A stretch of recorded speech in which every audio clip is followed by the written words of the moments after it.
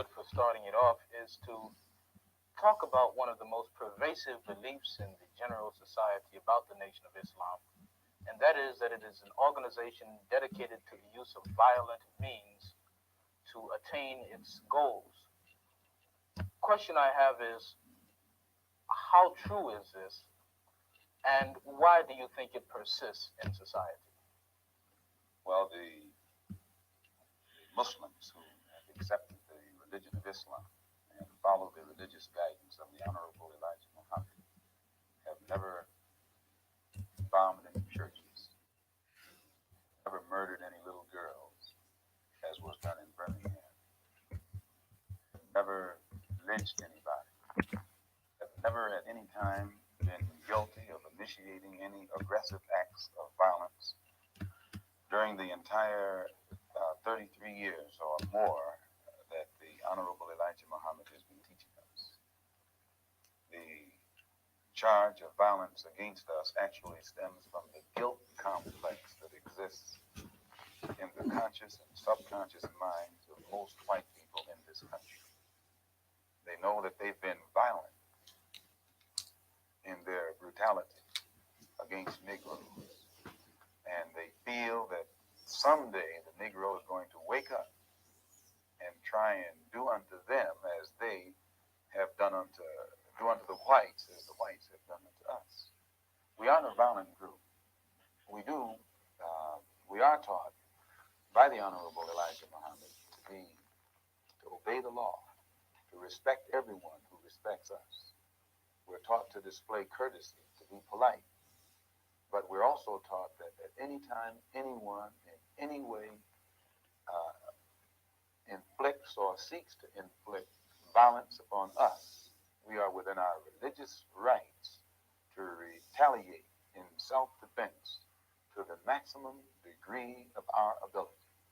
We never initiate any violence upon anyone. But if anyone attacks us, we reserve the right to defend ourselves. So to accuse us of being violent is like accusing a man who is being lynched, who is being hung on a tree, simply because he struggles vigorously against his lyncher. The victim is accused of violence, but the lyncher is never accused of violence. And I only point this out because the various racist groups that are set up in this country by whites and who have actually practiced violence against blacks for 400 years are never associated or identified or made synonymous with the term violence. But whites speak of Muslims almost synonymously with violence. Whenever Muslims are mentioned by them, violence is brought up, but it's not connected with any other group. This is a sort of a propaganda tactic, or what I would call psychological warfare, to in some way make the image of the Muslims in this country be a violent image rather than a religious image. I'd like to ask a question in that regard. What's interesting is that members of the Nation of Islam have not used violence even when black Americans were attacked. How do you account for this? Does this in any way contradict some of the basic premises of your movement? I don't know how you mean. Well, you maintain, for example, that you will not, or that you should not use violence unless you are attacked by the white man. And I think we can note in the last several years, certainly, dozens and dozens and dozens of instances in which Negroes have been attacked, killed in some instances. You mean in these demonstrations? Demonstrations and the bombings, for example, recently in Birmingham, where they killed 4 little Negro girls. And what interests me is the fact is that the Nation of Islam has not done anything to retaliate. I think you should be happy. But the important thing is, does your lack of action contradict any of your basic principles? I'll explain it. You should be happy that Muslims who follow the Honorable Elijah Muhammad, number one, don't believe in any form of integration, and believe that every mention of the word integration by whites, whether it be from the mouth of Kennedy on down to the mouth of the lowest, raggediest white liberal in the street who is beatnik-like involving himself in these integration efforts. If we believed in it, we would integrate and we would fight anybody who got in our way or made any effort whatsoever to stop us from integrating. If we really believed that the law of the land, the Supreme Court, and other so-called judicial bodies were for real when they talked about integration, we would integrate. And knowing that the law was on our side, and any effort we made to demonstrate towards integration, why, we would know the law should be on our side. If it's the law of the land. If it is the law of the land, then the demonstrators are within the law. And the discriminators are against the law. But to show you the hypocrisy of the law, when Negroes demonstrate for integration, instead of arresting the discriminators, the law arrests the demonstrators. So this is a foolish move on the part of Negroes. And when you foolishly get yourself involved with an enemy, then whatever comes upon you, that's your business. As Muslims, we believe that separation is the best way and the only sensible way, not integration. And but on the other hand, when we see our people being brutalized by white bigots, white racists, we think that they are foolish to allow themselves to be beaten and brutalized and do nothing whatsoever to protect themselves. They are foolish. They should have the right to defend themselves against any attack made against them by anyone. If a dog is biting a black man, the black man should kill the dog. Whether the dog is a police dog, a hound dog, or any kind of dog. If a dog is sick on a black man, when that black man is doing nothing but trying to take advantage of what the government says is supposed to be his, then that black man should kill that dog or any two-legged dog who sicks the dog on it. Should other black men help that particular person who was attacked? I think you'll find, sir, that there will come a time when black people wake up and become intellectually independent enough to think for themselves, as other humans are intellectually independent enough to think for themselves.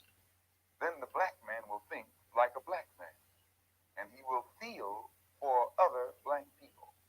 And this new thinking and feeling will cause black people to stick together. And then at that point, you'll have a situation where when you attack one black man, you are attacking all black men. And this type of black thinking will cause all black people to stick together. And this type of thinking also will bring an end to the brutality inflicted upon black people by white people. And it is the only thing that will bring an end to it. No federal court, state court, or city court will bring an end to it. It's something that the black man has to bring an end to himself. Minister Malcolm, let me, on the basis of your two remarks, ask a double-pronged question. One, is it then your assertion that the laws with respect to how Negroes are supposed to have equal opportunity and equal rights in this country are not meaningful or believed by whites?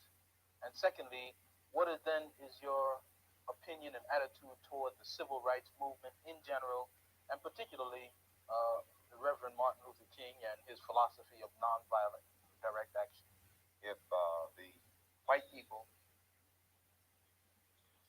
really passed meaningful laws, it would not be necessary to pass any more laws. There are already enough laws on the law books to protect an American citizen. You only need additional laws when you're dealing with someone who's not regarded as an American citizen. But whites are so hypocritical. They don't want to admit that this black man is not a citizen.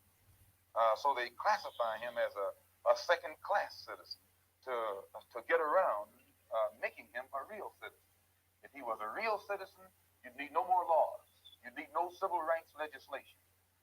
Civil rights, when you have civil rights, you have citizenship. It's automatic. White people don't need laws to protect their citizenship because they're citizens. But they don't want to tell us we're not citizens. And at the same time, they don't want to pass laws that are meaningful enough to protect us as if we were citizens. And the Supreme Court desegregation decision is the best example I know. That's a law from the Supreme Court. 10 years have gone by. No desegregated schools. It hasn't been implemented beyond, I think, 9% in 10 years. So this just shows you the hypocrisy of the American white man. They talk out of both sides of their mouth. And for this reason, we who are Muslims, that is, who believe in the religion of Islam, who believe in God, we don't believe that black people will ever get any laws, get any problem with laws being passed or new persons being put in office, white liberals being put in office. There is nothing that the white man will ever do to bring about true, sincere citizenship or civil rights recognition for black people in this country. Nothing will they ever do. They will always talk it, but they won't practice it. And with the Supreme Court, if the NAACP can tell me that they want a desegregation decision for me 10 years ago, but yet the schools haven't been desegregated, as I say, this is a victory with no victory. It's a victory that you can talk about, but it's a victory you can't show me.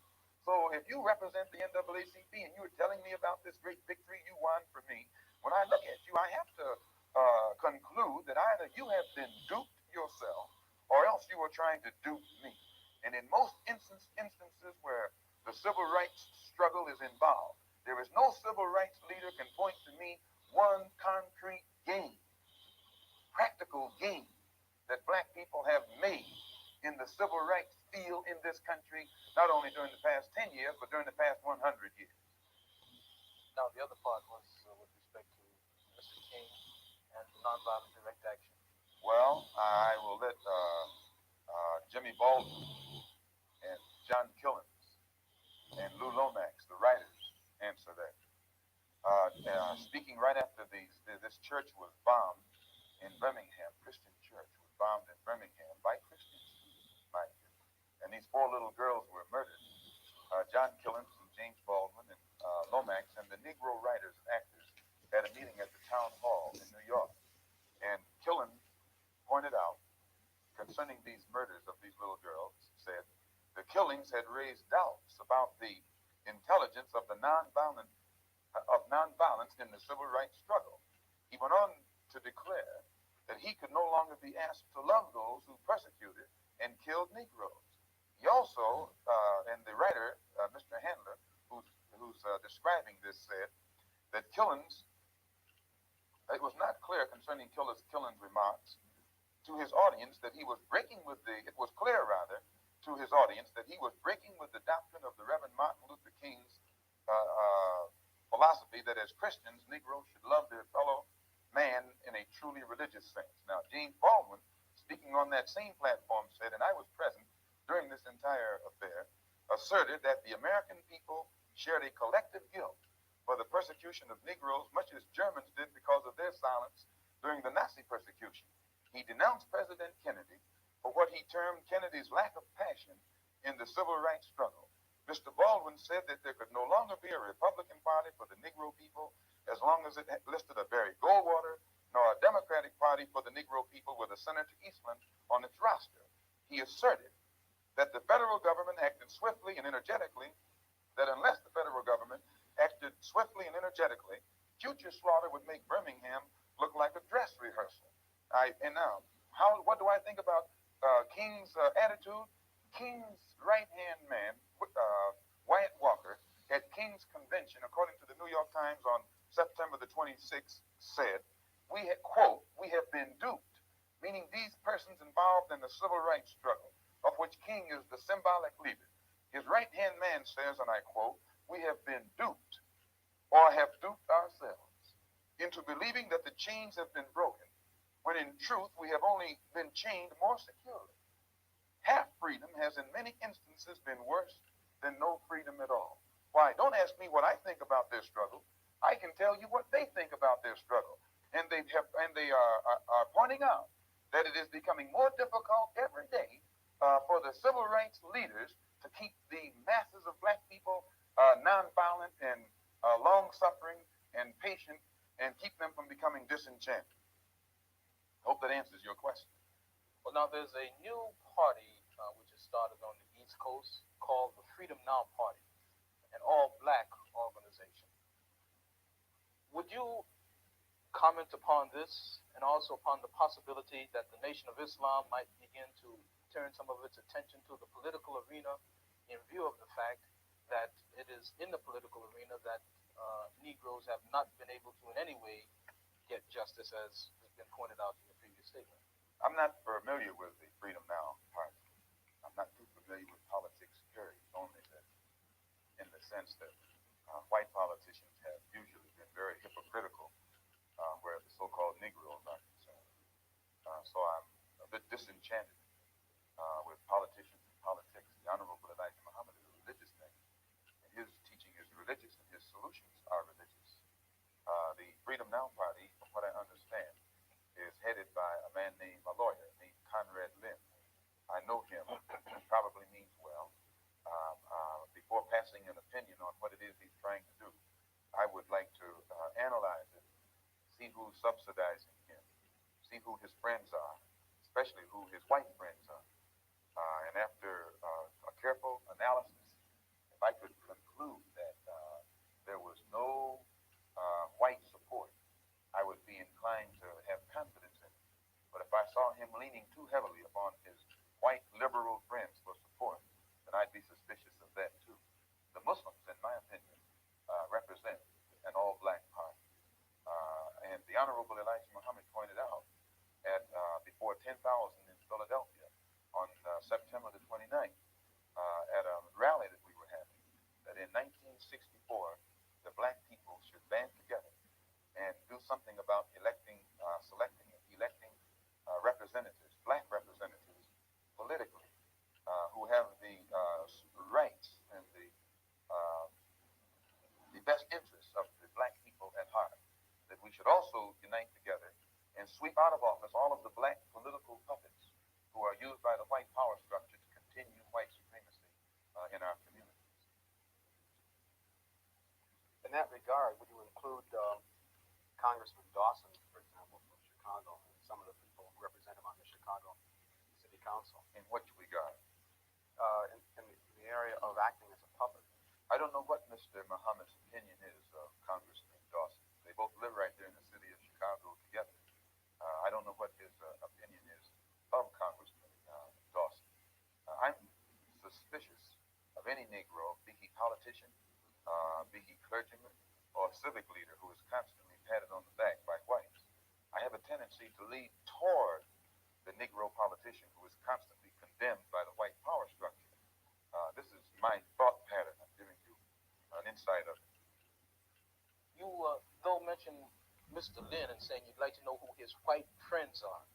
Now, I'm wondering if you didn't make a contradictory statement in Muslim terms by using white and friend in the same phrase. That is I to use say, friend in quotes. I see. In other words, if a black man cannot have a white man as a friend. He may have a white man who's friendly, but being friendly and being a friend, I think, are two different things. I think there are many whites who act friendly toward Negroes. A fox acts friendly toward the lamb, and usually the fox is the one who ends up with the lamb chop on his plate. The wolf doesn't act friendly, and therefore the wolf has more difficulty in getting the lamb chopped in his plate. I'd like to point out, though, that I say that because it is usually if you study the structure of the Negro community, economically, politically, civically, psychologically, and otherwise, it's controlled by the white liberal, who usually poses as the friend of the Negro, who actually differs from the white conservative in the same way that the fox differs from the wolf. Their appetite is the same. Their motives are the same. It's only their mannerisms and methods that differ. I would agree that no doubt there have been a large number of whites who have posed as liberals and as friends of the Negro and who have time and again betrayed the Negro. On the other hand, I think one could point to a large number of whites who have struggled for civil rights, Give me for an example. equality, and have got little or nothing out of it, other than quite a few bruises. Give me an example. Well, the large number of white students who have gone into the South, for example, working for SNCC and other organizations. Not working for SNCC or other organizations, but working for the white political machines who benefit by the voting efforts of Negro. Okay, I'll be more specific. I would cite Herbert Hill, for example, as a kind of person who has championed Negro job rights, for example, in New York City and elsewhere. He has fought the political machine. First time I met Herbert Hill personally was when they were picketing to stop the working on the Harlem Hospital in Harlem. Negroes for 10 years had to fight the city to get an annex built on the Harlem Hospital. Because in Harlem, we need a hospital more so than anything else. Our people are sick. Plus, we do a lot of cutting and shooting of each other, though we profess to be nonviolent. And Herbert Hill brought his forces out and stopped the working on that site. This is the first time I ever saw it. Then, when work was brought to a halt on a hospital in Harlem, the same Negroes tried to stop the work at the Downstate Medical Center in Brooklyn, which is predominantly white. They were out there for 3 months during the summer. Couldn't stop anything. And I never saw Herbert Hill out there one time. Now, whenever it takes a stoppage of something that's going to affect the white man, you find the white liberal absent. But when it involves something that primarily will affect the best interests of black people and black people only, then that white liberal is present. Herbert Hill is the labor secretary for the NAACP. And if he was interested in black people, he would prepare a black man with the type of knowledge and understanding of the labor troubles involving black people that would enable a black man to sit in the same position as Secretary of Labor or Labor Secretary in the NAACP. I'm suspicious of whites who join Negroes and always have to be in the lead, who always have to be the head, who always have to be at the top in Negro organizations. Those whites who really have the interests of blacks at heart, let them give some advice to some Negroes and stand on the sidelines. But don't join the organization and then get at the head of it and pose as a friend of Negroes. Well, I would defend his sincerity and his commitment. And more than that, I would say that just because a person is a Negro or a black American does not mean he's going to struggle for Negro rights or for jobs for Negroes or anything else. I think that today you could point to a large number of Negro leaders who have consistently betrayed Negroes in a whole host of areas. They aren't really Negro leaders. These are puppets that have been put in front of the Negro community by white liberals.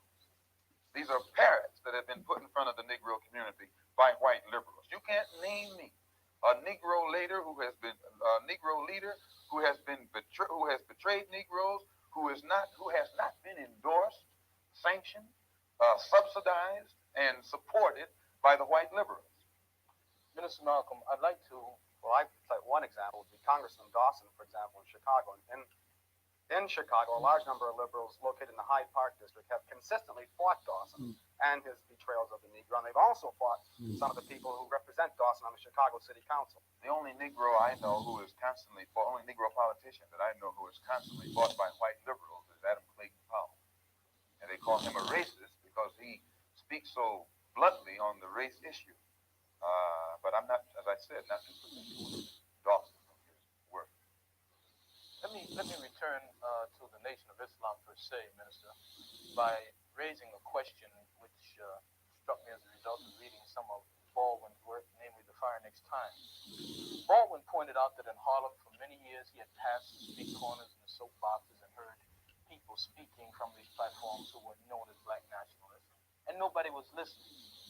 And he said all of a sudden he realized that people were beginning to listen to the Muslim speakers on the street corners in Harlem. The message essentially was the same, but it was that now many people were listening to what this message was. And you pointed out that the Nation of Islam has been in the picture for about 33 years. What is it, in your judgment, that has caused this tremendous amount of support that the Nation of Islam has garnered in the Negro community in, say, the last 10 years?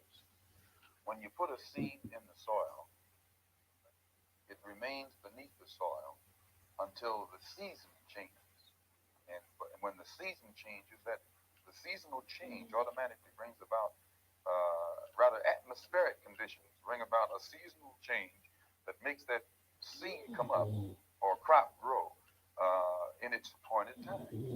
And all over this world today, God Himself has brought about political changes, a political atmosphere, sociological, social atmosphere, economic atmosphere. These economic conditions, these political conditions, and social conditions combine to bring about a situation that is making black people in America more receptive, their mind more fertile to the seed of truth that the Honorable Elijah Muhammad has been planting for 30 some years. And this is springing up today and causing our people to see and understand now what they couldn't see and understand before. What is the nature of this situation which is making black people more receptive? You take in the past, say, 15 years, how the nations have emerged, dark nations have emerged in Africa. Prior to 10 years ago, most Negroes identified Africa with a savage, jungle-like place.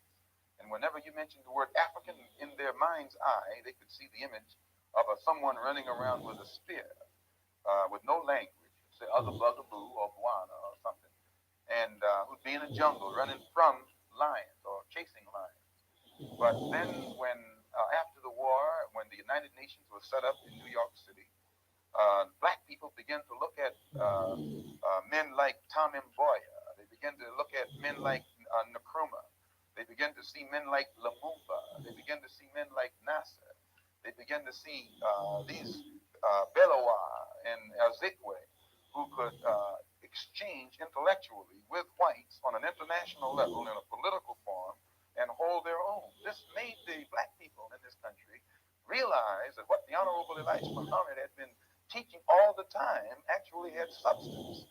And they began to turn it over in their mind and see that what he was saying had more weight to it than what these other Negroes were saying. And they began to identify themselves with the black world and the black struggle more closely than they identified themselves with the so-called white world. Let me ask you a question with respect to a statement which Essien Udom quotes as being on a bulletin board in the University of Islam in Chicago by the Honorable Elijah Muhammad. According to Essien, Mr. Muhammad states, "Up, you mighty race, you can accomplish what you will. Build your future on these foundations: freedom, justice, and equality." What is the definition of freedom, justice, and equality for the black man, and where and when is it to be attained? Well, take equality first. The Honorable Elijah Muhammad doesn't teach us to associate equality with whites. Equality has nothing to do with whites. We don't want to be equal with the white man. He's not the criteria or yardstick by which equality is measured. He's not in a position to tell us we are equal. It's not his right. It's not his to do. Equality, we want equality. We had equality before the white man was created. We had equality before the white man came into existence. And we want equality whether the white man is on this earth or not. Equality means the opportunity to develop all of our dormant potential, all of our dormant capability.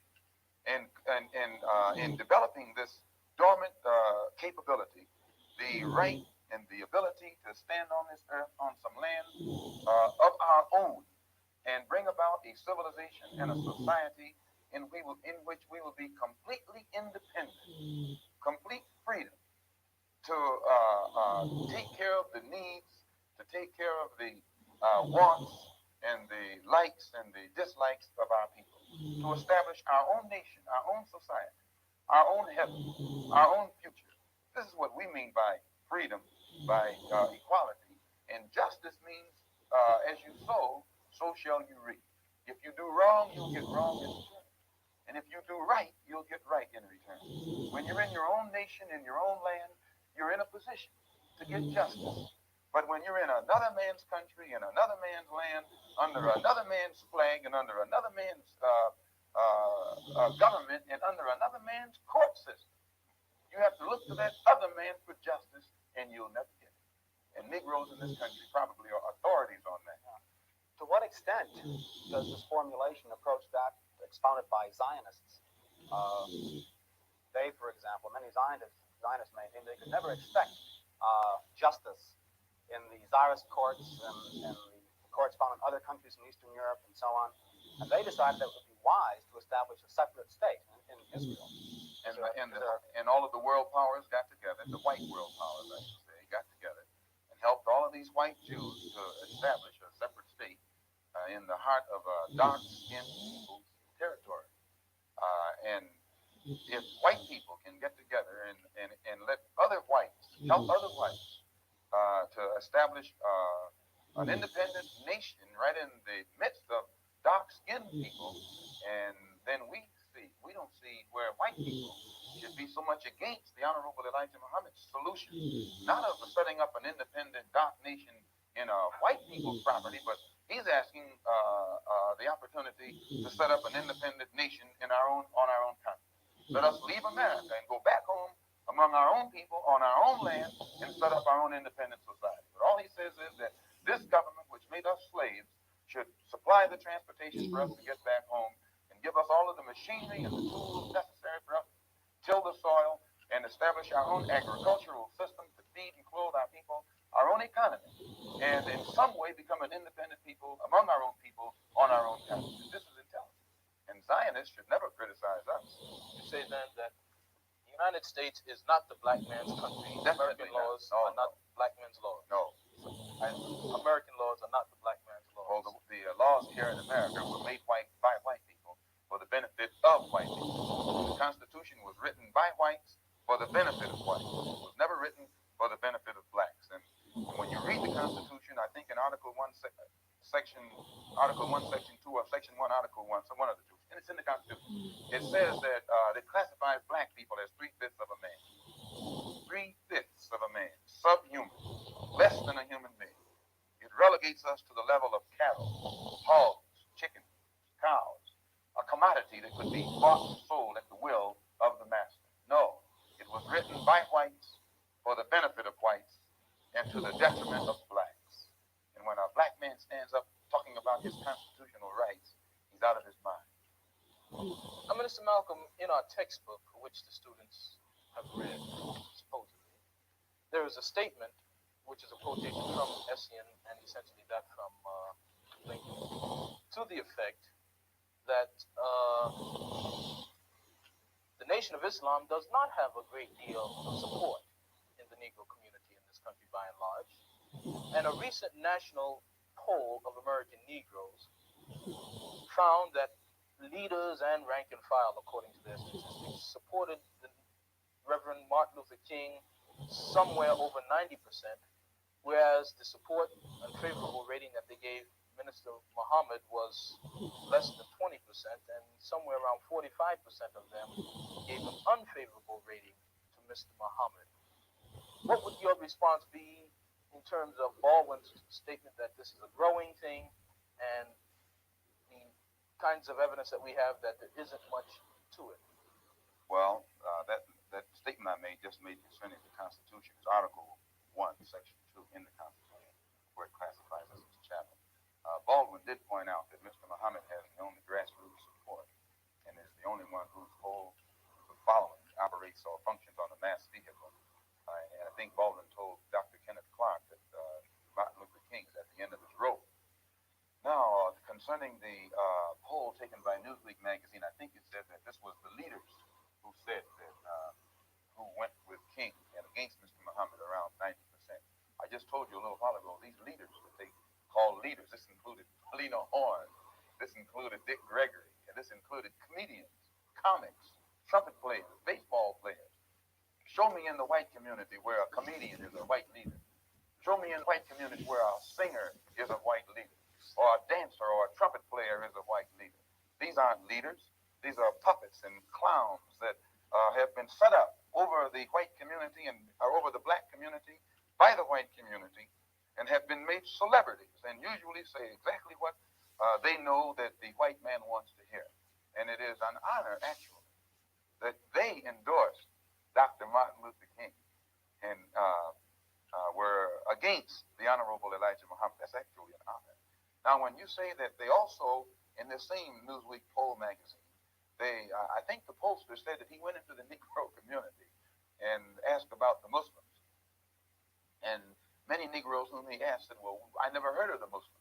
Who are they? You know, this is the rank and file we're talking about. about. Now, when they got down to the rank and file, this was the answers that they got.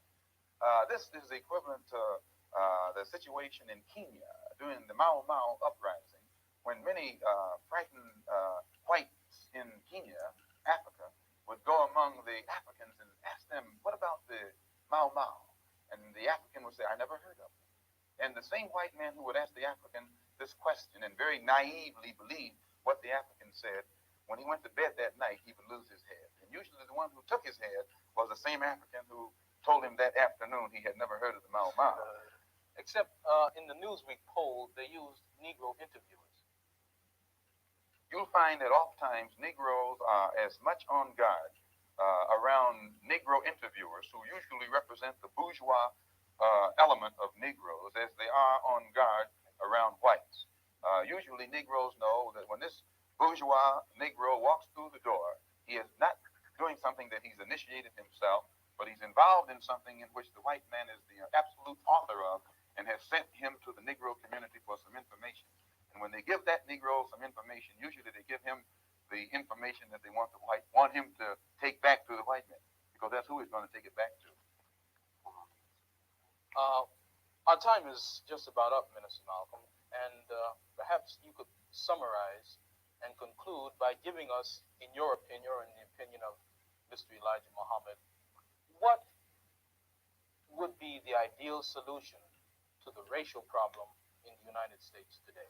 Well, on Thursday, October the 3rd, the New York Tribune, in an editorial, pointed out in Boston, in an article called The Civil Rights Iceberg, they pointed out how Kennedy had realized that beneath the water, the civil rights whole problem was political suicide. Because in his own hometown, the head of the Board of Education, a woman named Mrs. Hicks, was running against the NAACP philosophy, and she swept aside all other opposition. The whole white community supported her in opposition to the NAACP's desire for integrated schools, integrated housing, and otherwise. So I say that to say this, that even the Jewish community, which is supposed to be pro-liberal, went against the NAACP. Whites are against integration in practice, but they're for it in principle. So the only solution is separation.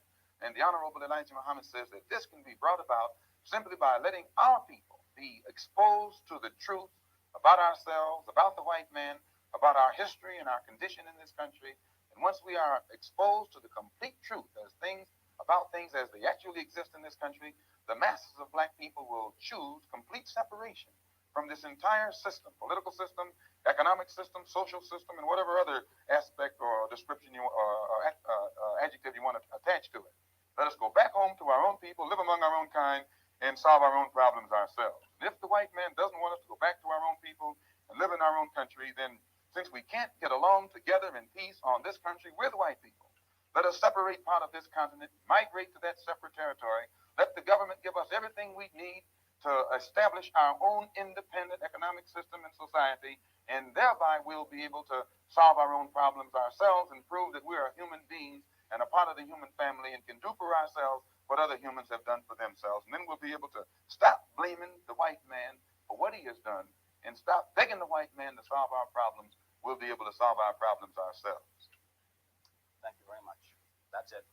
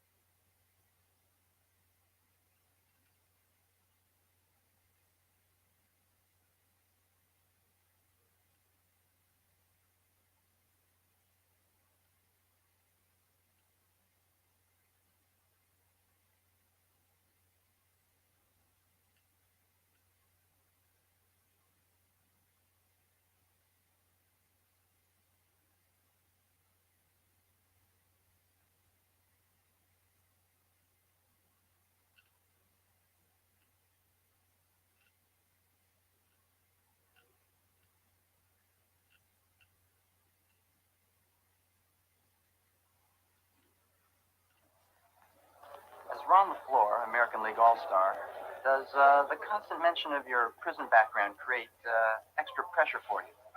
There is a lot of pressure, but I don't know, in my life, I've always been under kind of a lot of pressure.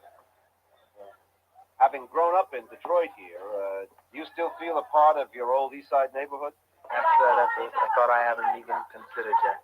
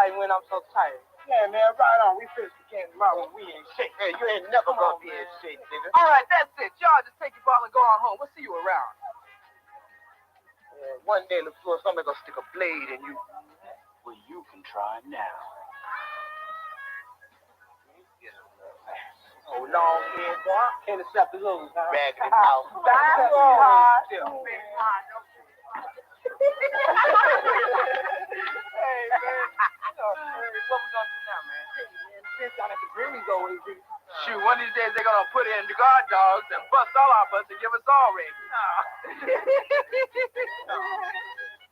Hey, Christmas season's coming on, man. Yeah. Season to be jolly. Season to freeze your tail. Why could we be lucky and be born in L.A.? Shoot, man, they don't give brothers out there nothing neither. Riot, man. So, you have your riot, then go to the beach. Absolutely.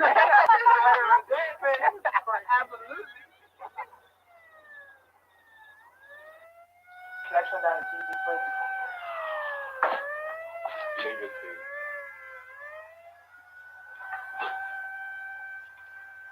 Come on, John.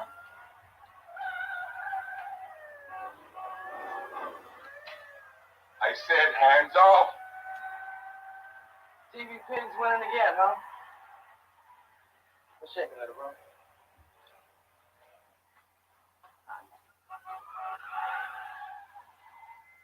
Where'd you steal that jacket? Got it from a dude on the street. Gave me a good price. Why? Great jacket, man. Where'd you get the money? Watch your TV, Pops. Your father asked you a question. If he paid for it. He stole the money. Never mind work. Never mind being thrown out of every school gave him a chance. Probation, reform school, Don't.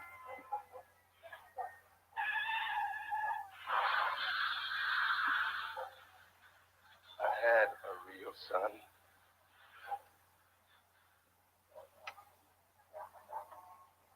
Olympics, Rome, Italy, college. God bless his soul. Don't blame me for Harry, man.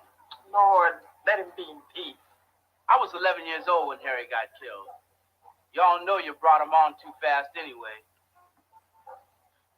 I should have stopped it anyway. Should have. Too late. But not for you, son. There's still time for you not to break your mama's heart. Doping, drinking. Drinking. You talk about drinking. I paid my dues, and I'm still paying them. And no punk kid's gonna tell me I can't come home and have a cup of beers and watch TV after work. Work? You're a robot, man. And one day they're going to replace you with a machine.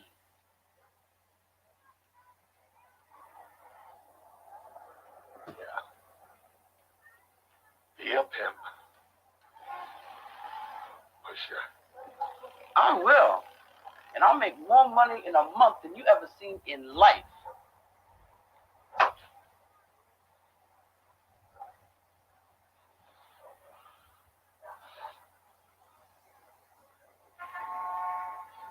I don't fight with drunks.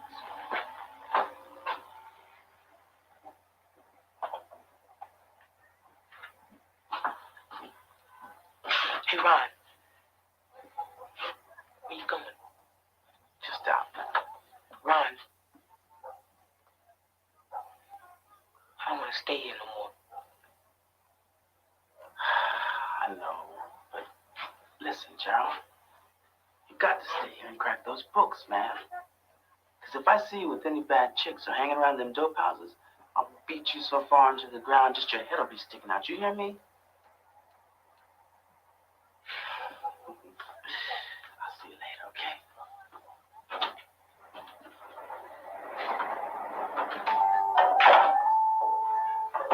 That's 12 grand each. Oh, man. Hey, want to double up? So you want to shoot up, ain't no doubt about that. hey, this. Like the Eagle flew today at Chrysler. That bar around the corner, we're gonna have money sticking out the register. Hey, Antoine, you still got that piece? Hey, Ron. Like you've been our main man years. Lifting here and there. Protection from the people too scared to call the cops.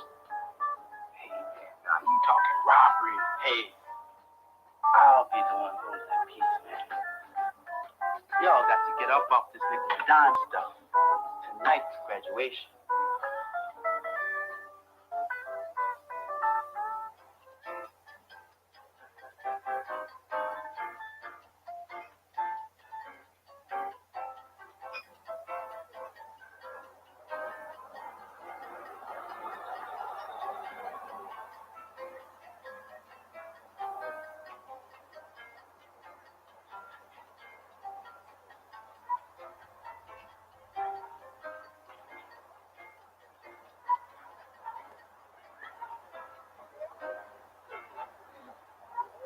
Hey, man, what do we say? What you mean? You know, hands up, freeze. Cops say freeze. We say stick up. That ought to do it. Hey, Philly Chimp. Oh, man, he the baddest thing. You got a chick on the inside. What you think? Out there to look at the moon or something? There he is, always on the spot.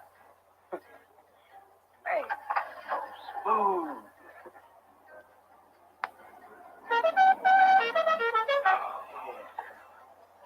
oh, man, now that is life. Stable working for you. Box seats to the Tigers, Pistons, Lions, best dope around. Hey, check it.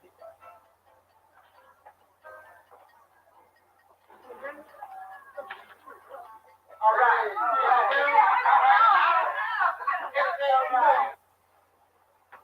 Be close, man. You sure? We don't want no one inside but mom and pop. Stay close. Hey, man. Now, what if they got a piece in back of the bar? Shut up. Now just give them a minute.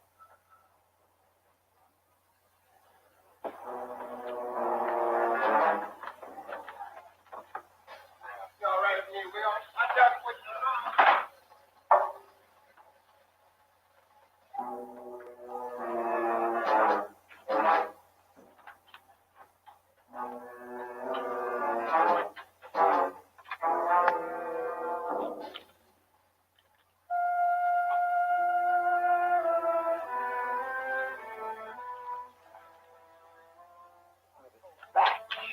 Maybe it's those new shoes.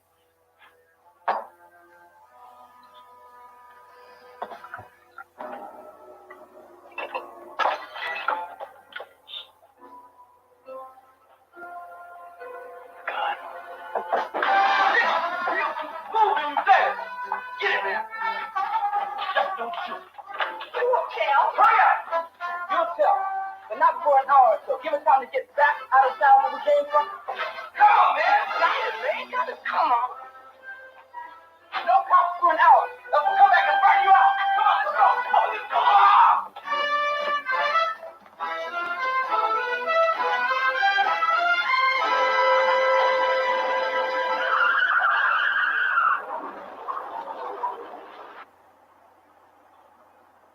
Okay, now no speeding and drawing attention now. Okay, cool, man. Cool.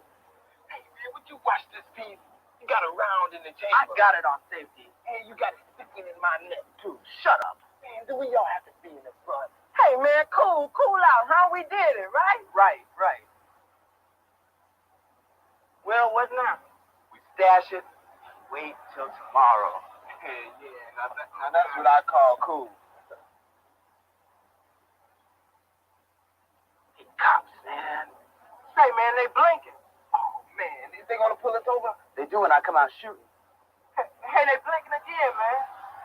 Your lights, man. You're driving with no lights. Oh, man. The excitement I forgot, man. Come on, get off my back. Backfire from dead.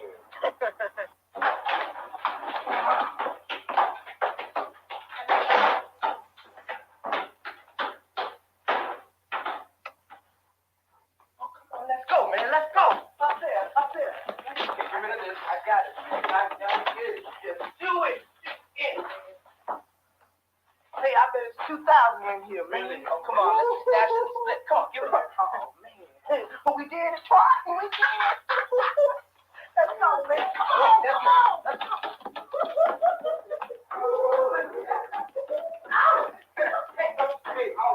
Hey, man, I'm gonna get stoned for a week. Say, man, I'm gonna get that load. I can finally make her price.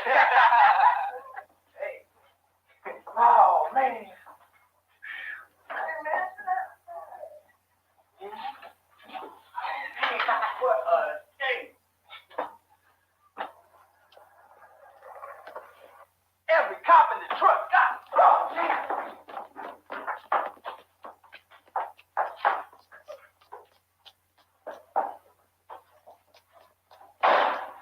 Police, freeze! Say, man, you broke down my door. Say, I do hope you got a warrant. You know, I've been here all night watching TV. Want to know the shows? Where's the TV? Listen, clown, the bar got hit 20 minutes ago. We passed the car with its lights off. And just in case we got its license number, it's parked outside. You punk, you're in the toilet and we're pulling the chain. Oh, man, are you fellas making it difficult for a cat to get some sleep around here? Who are you? I stay upstairs. Name's LaFleur, Ron. Hey, I don't want to get involved in whatever it is that's going on down here, so if you fellas will excuse me, I'm just... No, man, he with me. Matter of fact, he thought up the whole thing. And he held the piece, the money's in the vent, and the other dude is upstairs. Assume the position. Spread 'em. down the hall. Louis, Hank, check upstairs. Ain't fair.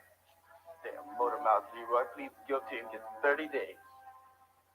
Public defender said it was a smart way. Just a judge, no jury.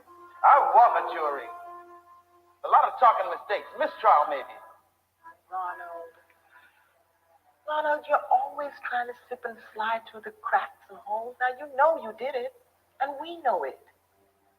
I'm Leroy. And Antoine, 3 to 5. Well, it was your big idea. And who held the gun?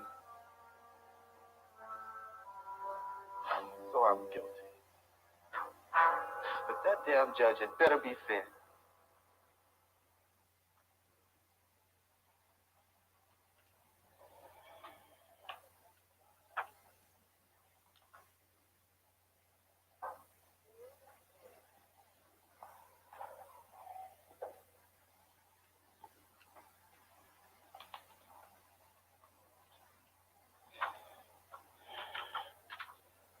The court finds these exhibits most depressing. Warnings, arrests, reform school, probation. One act of defiance after another. And the evidence also indicates an above-average intelligence. Frankly, I'm at a loss to explain this. The punishment for a crime of this nature could be 20 to 40 years. Yet I must consider church-going, hard-working parents who have tried to maintain a family. Therefore, the court sentences you, Ronald LaFleur, to a term of not less than 5, no more than 15 years in the Michigan State Penitentiary.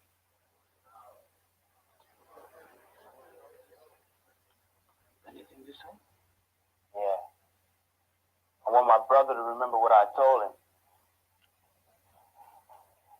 Would you be so good as to share your advice? It's none of your business, man. Being insulted does not grant the right to alter sentence. The prisoner is to be taken immediately.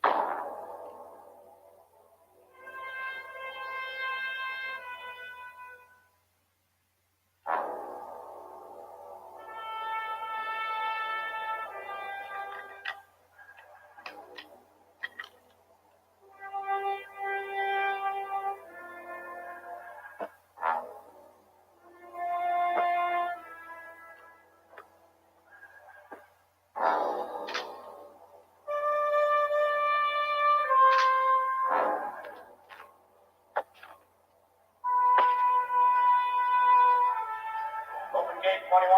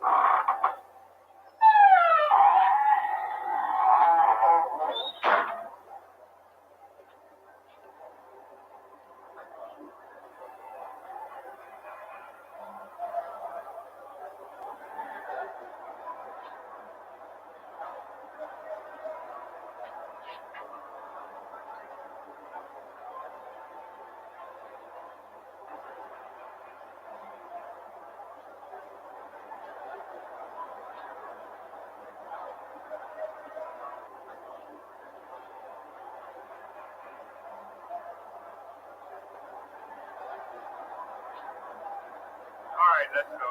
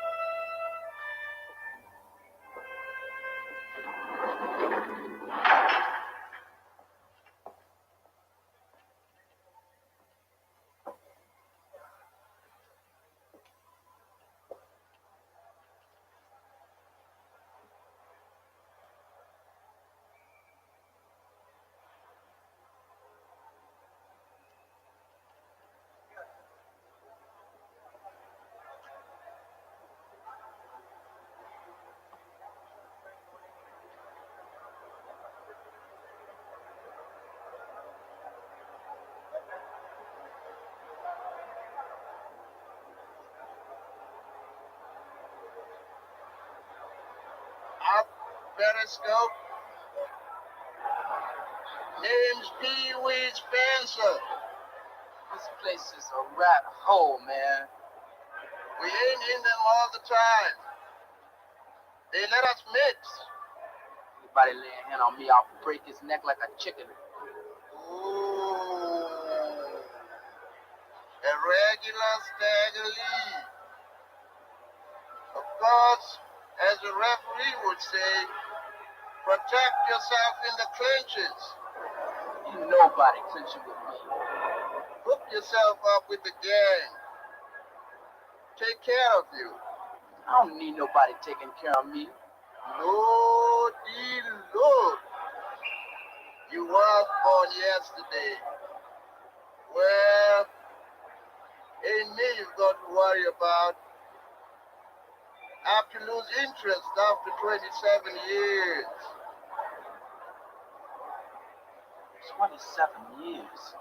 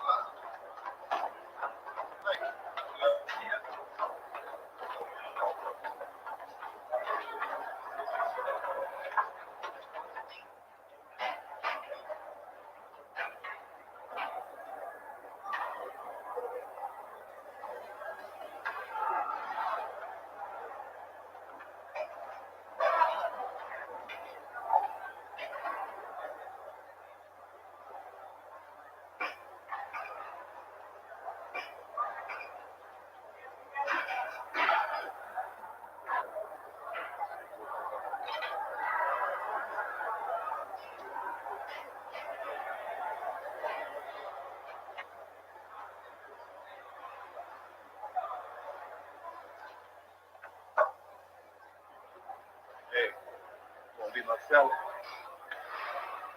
Got smokes, chocolate, got some mean spud juice. Make you feel mellow too. It's free too. Almost. People like it after a while.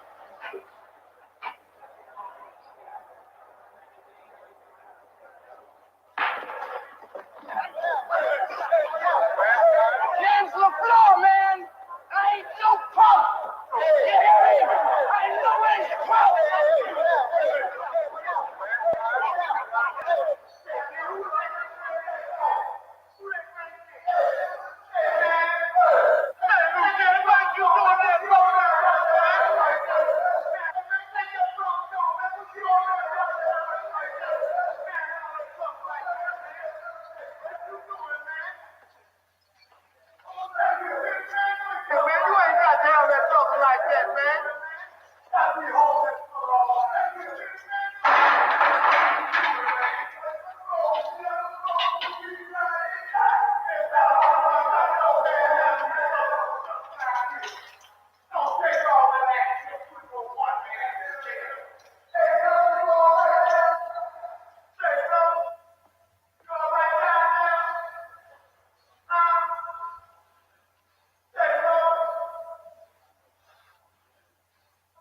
So in just 3 weeks, you found religion. All I said is I want to finish high school. Now, don't hand us that, LaFleur. We can see through you like a pane of glass. School is just another con you're trying to work. You can't deny me an education, man. We can deny you anything we want until you prove yourself. Dalton Farm. What's that? You'll find out.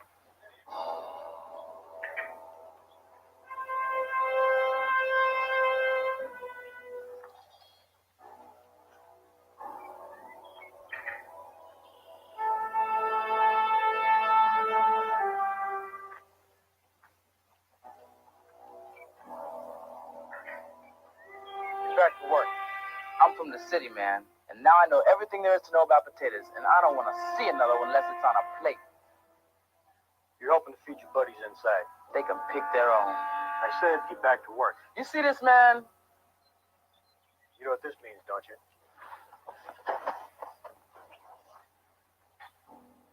How's that for distance? Yeah, mama!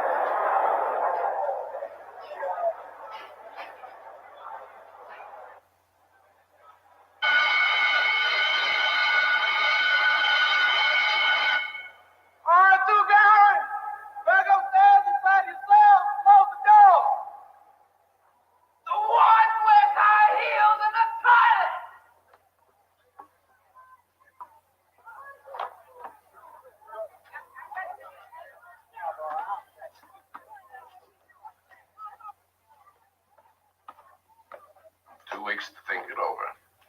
Ready for the potatoes? Mm-hmm. French fries and ketchup, baby. 30 more days in the slammer.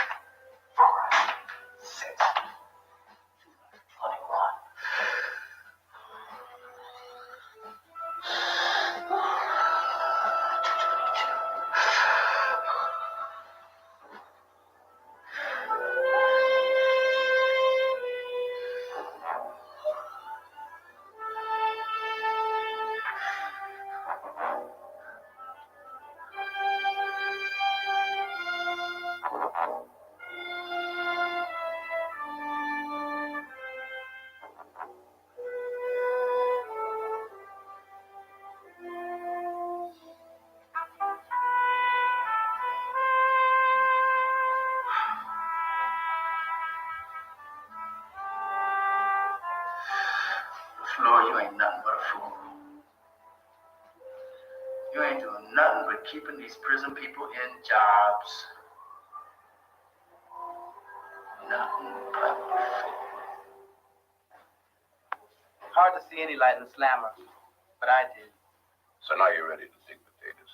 Any way you want them, sir. Raw, home fries, or mashed. Peeled. Sir? We're assigning you to the kitchen. Man, you look terrific. Uh-huh. And promoted to second cook in just 1 month. Well, the work's hard, but the food's pretty good. Yeah, you learned a trade. Not such a bad place after all. Listen, Gerald, I could tell you stories, man, and it all come down to the same thing. This is a place for losers. I mean, they lock us up and walk away with the key. Think about that, man. So how's Pops? Well, I'm happy to say he's not drinking. Thank God. What about you, man? You following that sound advice? Yeah, I'm studying. I'm not running the streets with the rest of the bloods. I got a part-time job at the pharmaceutical company. Be a chemist one day. What's this company make? They sell pills. You just watch it. Because people be trying to get next to you for them pills, man. Oh, man, they already tried. Good man. Just get the word out. Make sure it stays out. So when they come at you with that chicken and that Uncle Tom and stuff like that, don't you pay them no mind. Because you got something on them. You got a brain, Gerald. And an older brother for a bad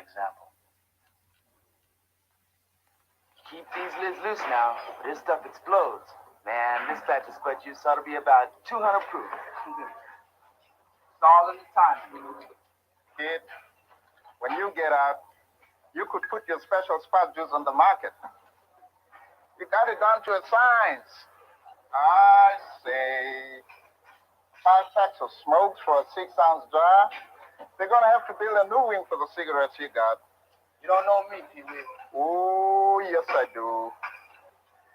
Corner the market on Eastern Fury, trading this juice for smokes and smokes for cash, including loans at 100%. You've got more money than the Sheikh of Araby. Coco. Right, the stuff is ready. Let's finish up. Get the word out.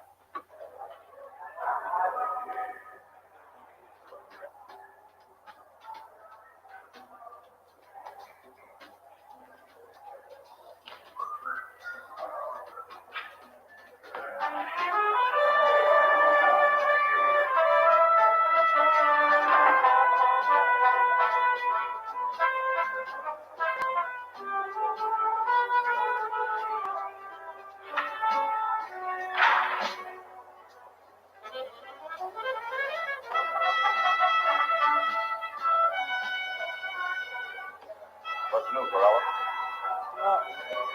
Just another day.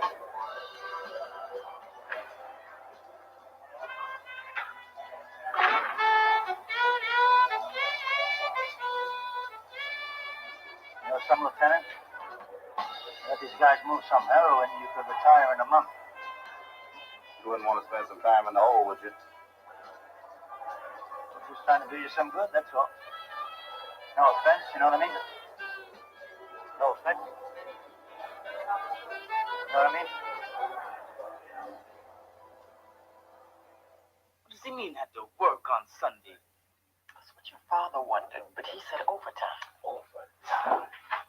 Sit down, LaFleur. You've been here long enough to know the rules.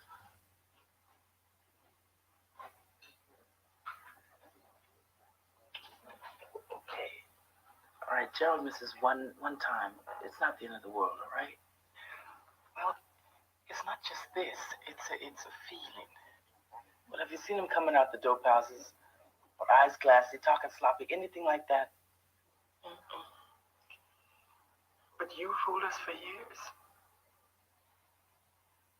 Well, Mama, have you tried sitting him down and talking to him? We don't have any more control over him than we had over you.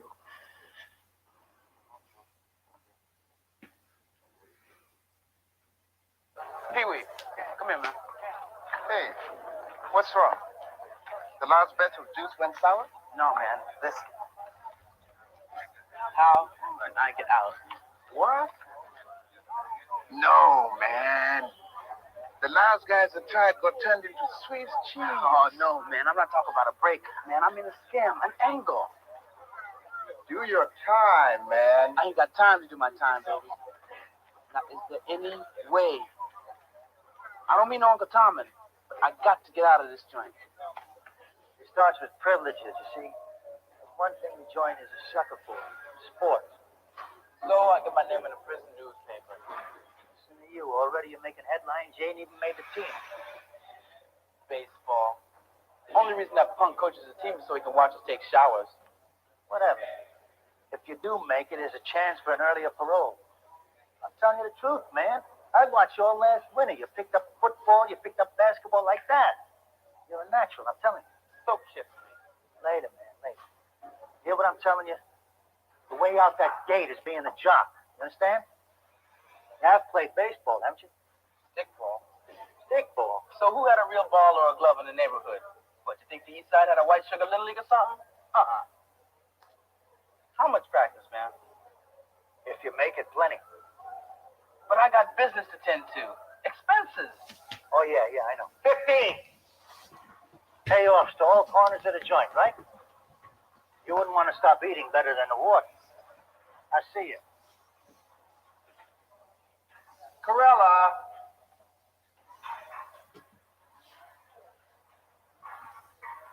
You got any road games? No, you're a flake. You're impossible.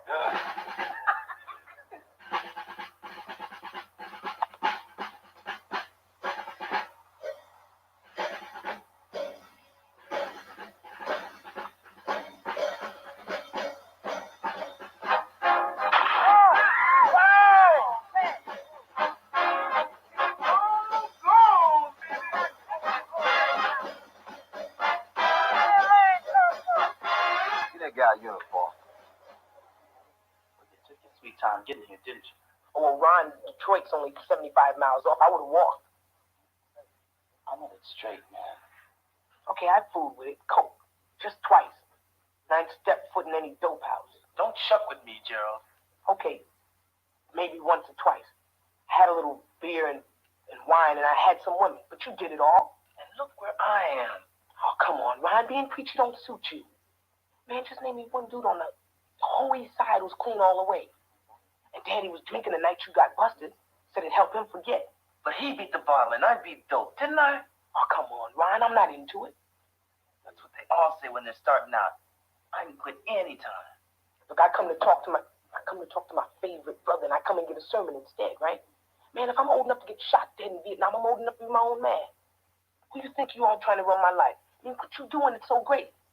Man, I'm getting my high school diploma, and I made the baseball team, too. Yeah, well, you know, the grapevine runs both ways. I know about the scams you be pulling in here. And this baseball and diploma bit is another scam. Pretty good at baseball, Gerald.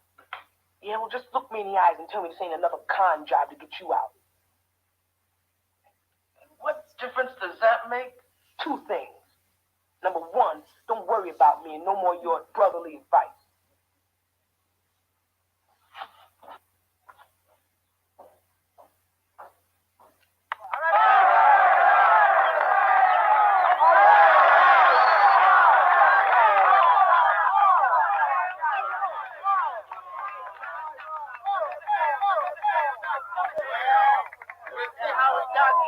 What are you worried about? The guy throws nothing but fastball. Don't worry about it. What? Come on, Ron.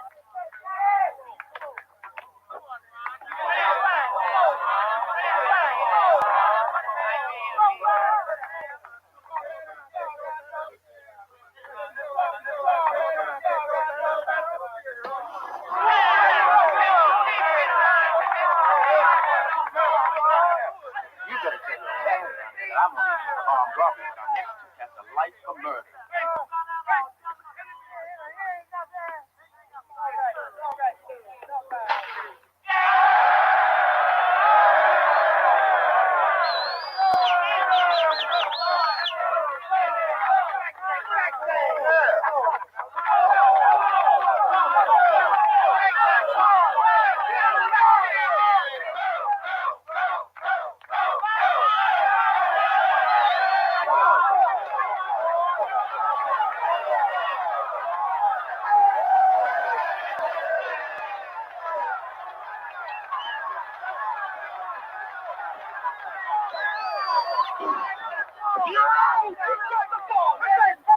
Back to second. You called him out. Man can't be out. The other man dropped the ball. I said back to second. And you. One more time in my head, and the next one's coming down your mouth. I said back to second. Now he's out. Come on, you guys, break it up. Hey. What is this? At this rate, you're going to wind up in the hole, and you're going to wind up in the hospital. Now, what do you want to do? Finish the game or start World War III? All right, LaFleur. Back to second. Oh, your mamas. Just gave him years,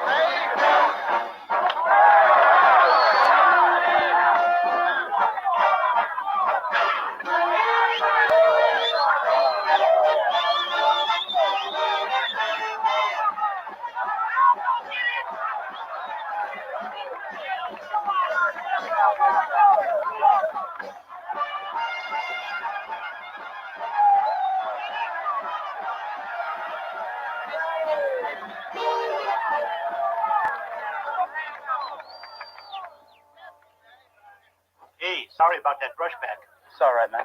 LaFleur, your real name? Strange, I never heard of you before. How's that? Word gets around, semi-pro, minors. I only been playing about 2 weeks, man. Hey, I got to get locked up. Thanks for the good game, huh? Right. What's the matter, Carl? I had a tryout with the Cubs. And you almost made it, so? Says he's only been playing 2 weeks. Could throw till Christmas and not get one past that black sunbug.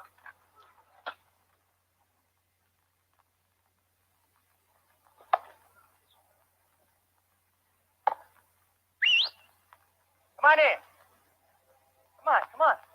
Looking pretty good, eh, Jimmy? Yeah, you're looking pretty good, yeah. All right. Tomorrow we run bases. Hey, we got a game tomorrow, man. I know we got a game, but you've been picked off twice in the last 3 games. You've been tagged out on overslides, and that's why we're going to run bases. Well, tell me what I'm batting, man. 775. Uh-huh. Oh, that's wonderful. Against bananas, amateurs, throwing your rinky-dink curveballs and fastballs. You ain't going to see that in the major leagues. What? What are you talking about, man? Major leagues, the big leagues. Or were you too busy stealing when you were growing up to ever hear of it? Listen, Ronnie. I sold you this deal as just another scam because I knew that's the way you'd buy it. You understand? But I didn't know you'd be this good. I'm telling you, major leagues. You're 1 in a million. You still ain't kissed me yet, baby. Go ahead. Laugh at your only chance. There's a million guys out there dreaming. Me too. But I didn't have your talent. And I didn't want to work for it either. Let me tell you something. The worst player in the major leagues is still in the major leagues. Head and shoulders over everybody else. And you know how he got there? Hard work. Hey, Jimmy, it's only a game. No, it's not, Ronnie. Not for you. Listen to me, kid. If you blow this one, you're going to wind up back here in the joint. Or they're going to find you dead, my man. In some alley.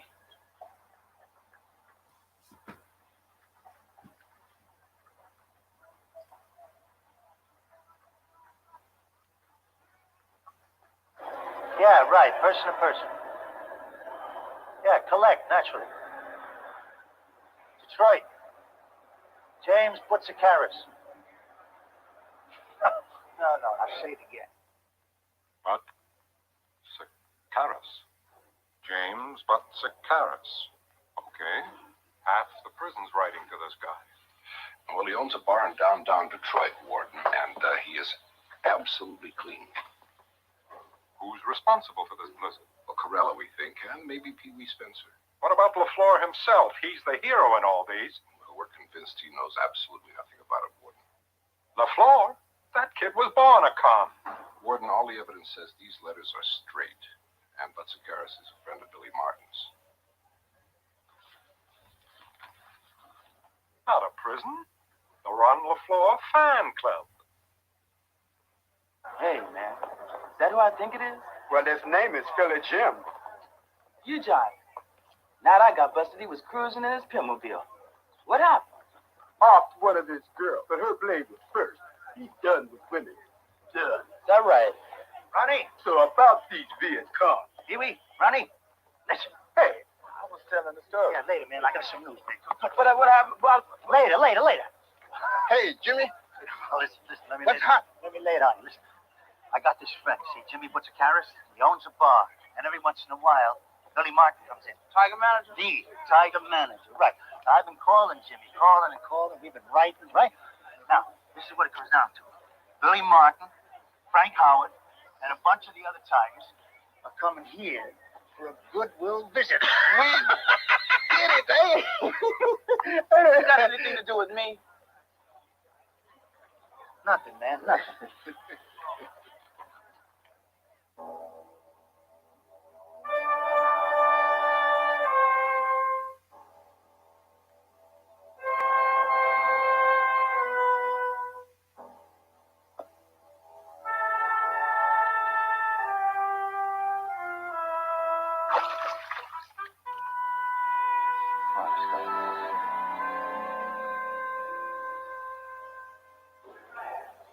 This is it, huh? Yeah. This is it. Large place. Hey, baby. How you doing, baby? All right. How you doing? Hey, good. How you doing, all right?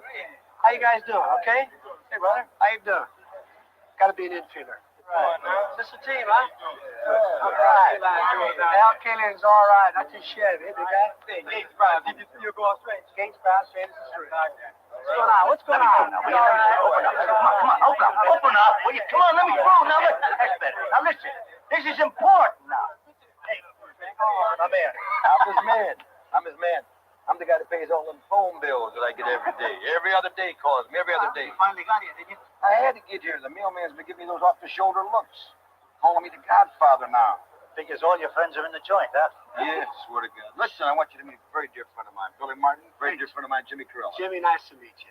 Pleased to meet you, Mr. Martin. I've heard a lot about you. Thank you. Billy, please. Billy, I'm sorry about the rain, you know. Well, Jimmy, that can't be helped. But I've been hearing some great things about some kid you have in here who's a pretty good ball player. LaFleur, Ron LaFleur. Flora, Italian boy? Ronnie, come on in here, will you? Come on. He could be part-time. Ron LaFleur, Billy Martin. Hey, Ron. Nice to meet you. Jimmy Butcher-Garris. From what I've been hearing, you should be in the Hall of Fame by now. Well, they was thinking about naming a cell block after me. He can do it all, Billy, I'm telling you. Well, just sorry about this weather. Wanted to take a look at it, but when you getting out? Next year. Got a high school diploma, no trouble at all. Look, Billy Martin, what's going to happen? Some other team's going to snap him up, and he's going to come back and haunt your dreams. So maybe we can work a deal. Get the kid off on a furlough, see, for an early tryout. Look, Mr. Martin, I mean, this is all some pretty wild stuff, and even if I was to get the tryout, I mean, you'd be the judge, naturally. Remember, Billy, haunt your dreams. It's all fears, I'm telling you. Yeah, but what's so special? Stealing. Hey, but the guy needs a break, man. Get up there. Ronnie, I'll tell you. My word's my bond. When you get out, I'm going to give you a try.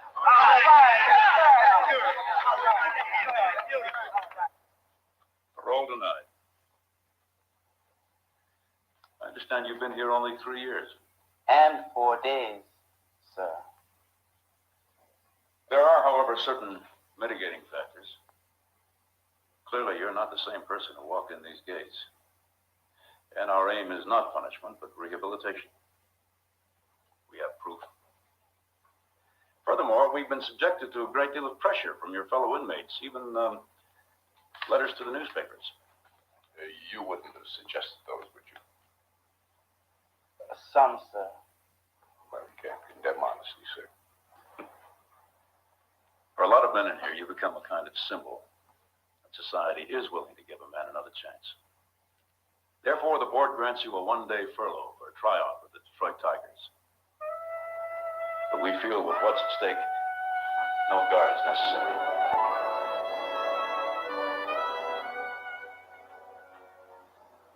Is that the way you usually take good news? Sir, a dream can keep a man going, but once he's got to put it to the test. Yes. But you have to.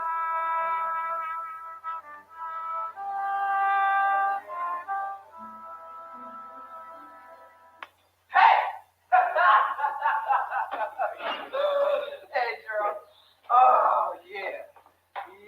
Well, they got a game this afternoon, so we better get moving. Hey, Pops, you don't mind if we ride in the back, do you? Do you? Nah, I know you two got a lot to catch up on.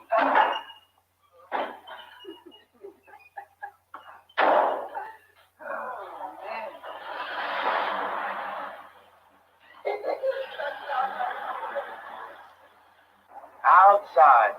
Can't believe it. Coolest escape I ever saw. Leroy's dead. Leroy? Yeah. Tried to knock off a jewelry store. Sound alarm. Came out to 3 shotguns. Either to join the war or 6 feet under. How you doing, Gerald? I'm swinging along. That right. Man, you gonna preach again? Not if I'm gonna get put down for it. Man, get off my case. Meaning you got a case? Meaning while you weren't here, I grew up. Nobody tells me what to do. Nobody can tell me what to do either, Gerald. Heard a white dude put you up to this. Jimmy Carella. And another behind this tryout. Behind it all, hunkies with big cigars.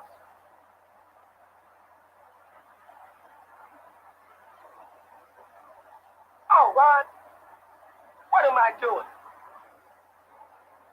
I mean, no matter fool, you still get your chance. Get you on the spot and I'm cutting you down.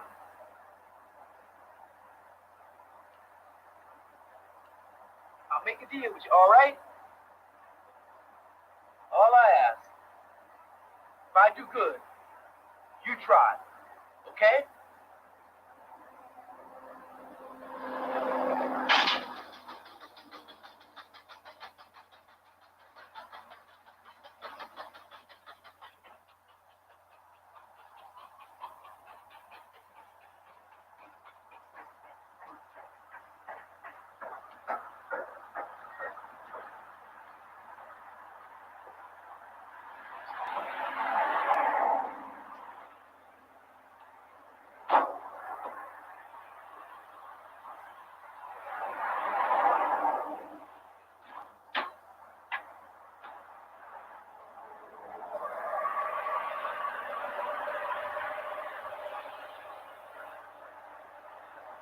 Man, we are so attractive.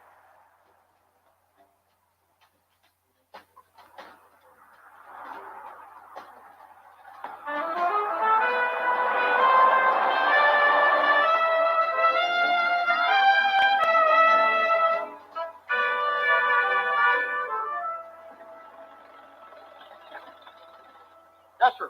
Where you going, sir? My son is here for a tryout. Ron LaFleur. Yeah? Ask Mr. Martin himself. Yeah? Listen, we are already late.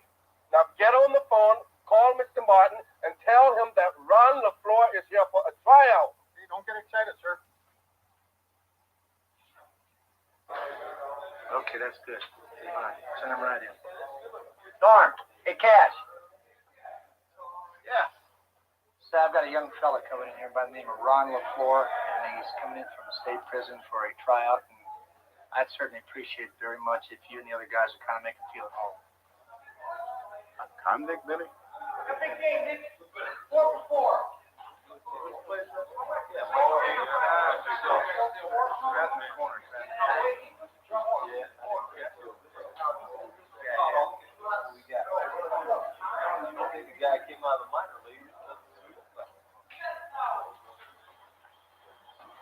Hey, Ron.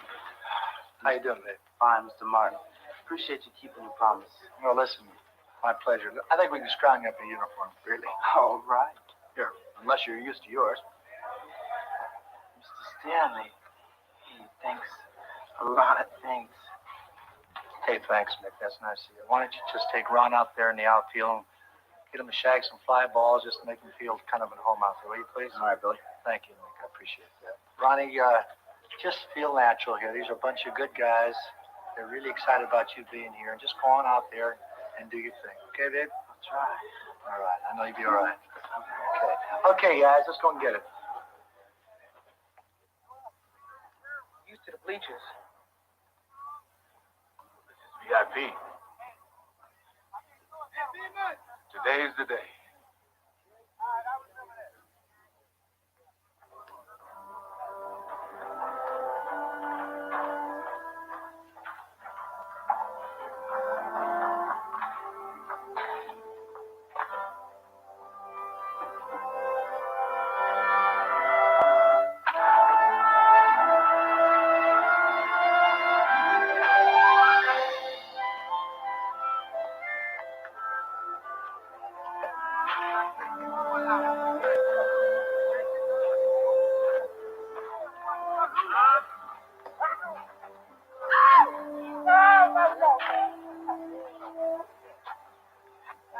It's real, Brass. By the way, that's not Mr. Stanley. Come on, let's go.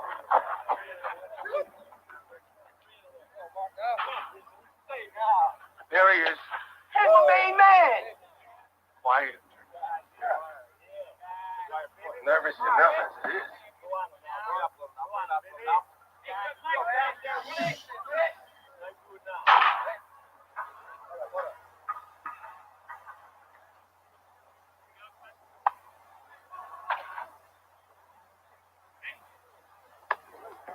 He caught it. Naturally. Hey, Billy. Who's that guy out there? That's my long-lost son. Come on, Billy. You come on, leave him alone. Come on, I Billy. mean it. Leave him alone.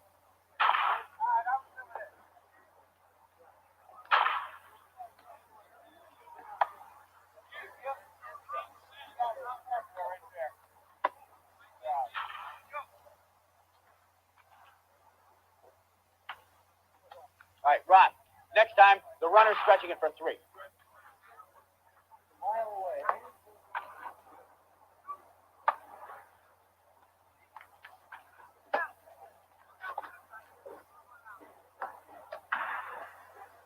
Look at that arm.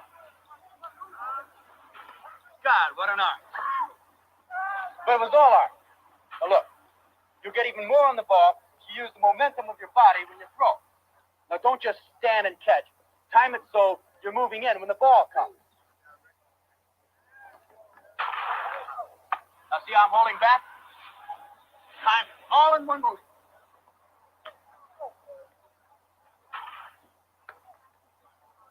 So long as you don't forget to catch the ball.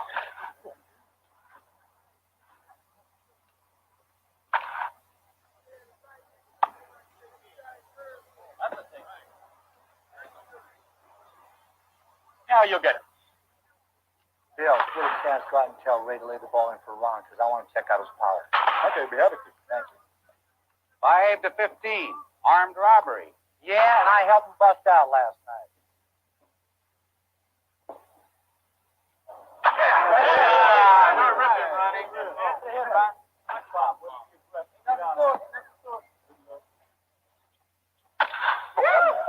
Lord, save those for the game. This guy can really run. He can't run too good, and they would have caught him. You.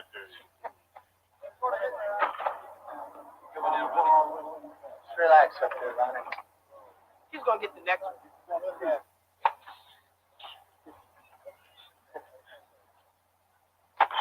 That's better.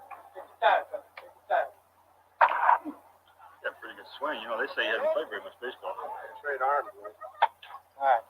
He's a cagey hitter, huh? He looks too smart to be a catcher. Thank God. Put a thrust in there, Ronnie. Back through the middle with That's you.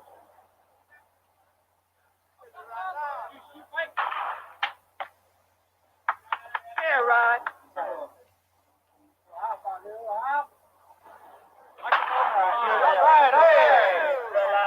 He's got it now. Way to hit the ball, buddy. Get a good pitch now. Get a good pitch. Too bad now. I'll follow it all the way in. You're locking your knees, Ron. Oh! He's a little raw, but he's got more talent. A lot of kids we got in the minors right now. Pretty thick there, bud. All right.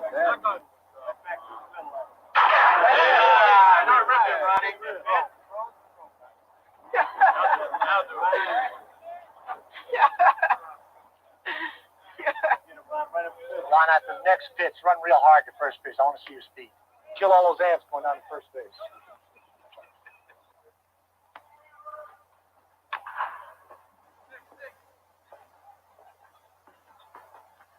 Three, 5. Man, he really moves down that line.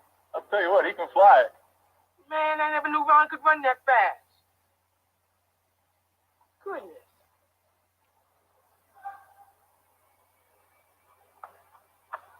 So what do I do now, Mr. Martin? Well, Ron, why don't you just go in the clubhouse, take a shower, and just relax, and I'll talk to you after the game. Well, I know I messed up some things. No, you didn't, Ron. You look really fine. Believe me, just fine. Yeah. Well, it was real nice being out here. Fresh air, green grass, free, you know?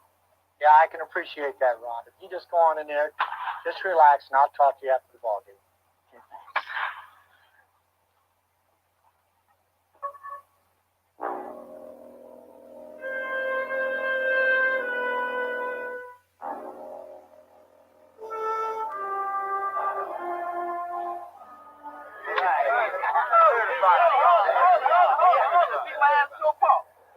Now, it's not a contract with the Tigers. It's with a Class A farm club in Iowa. Yeah, but a $2,500 bonus means they got plans for you. Right, Papa? Right. Over $2,000 for 1 day.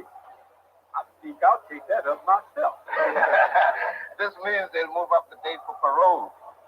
Well, could be. Hey, thanks for the welcome home, boys. Hey. All right, that'd be cool. Say, Junior. Talk to you later. Hey, Junior. All right. Yeah, you did it, right? Well, fellas.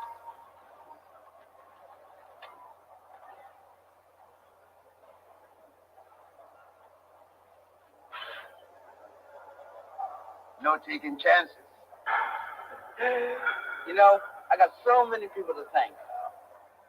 Talking about you were out there on your own today, remember? Yeah, but when I was wrong, you knew it. You two and Jimmy Butchikaris. You're gonna make me cry. You think we get a kick out of this? Yeah, we got feelings too. You got the right to a second chance. Well, I got one. Gerald, too. Grits ain't groceries, hey? Legs ain't poultry. Mona Lisa, what a man. Absolutely. All right.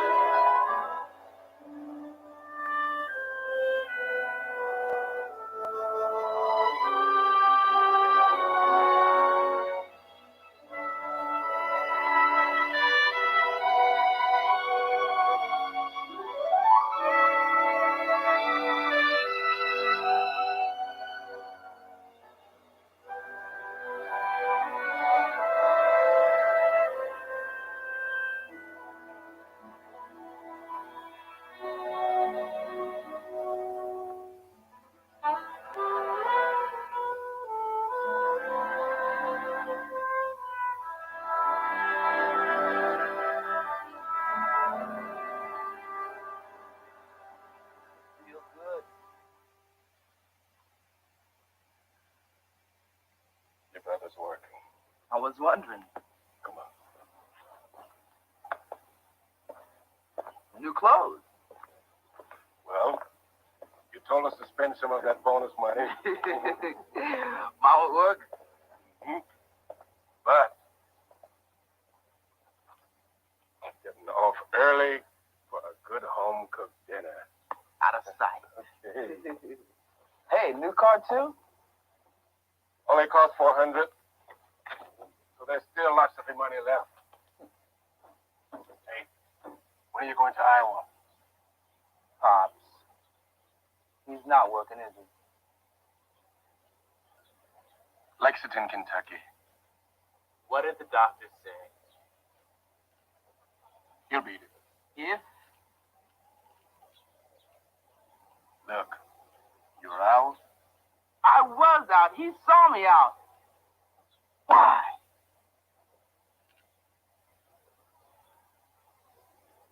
Visitors?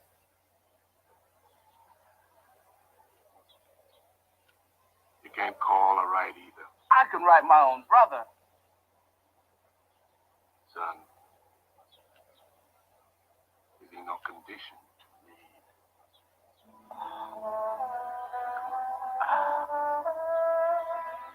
Come on. Let's go home.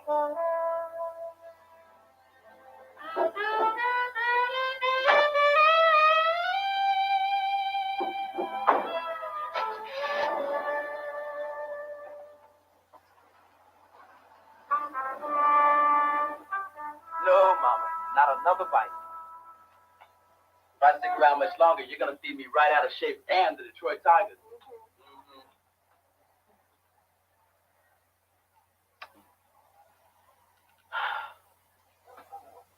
Are you going out? Yeah, just the old neighborhood. See who's around. I already asked around about who was supplying him. Oh, Pops, don't worry about it. I'm cool. Really. Parole papers. Know them by heart. So, Pops, I'll see y'all later. Ronald, Yes, ma'am. you mind if I wait up for you? Not at all.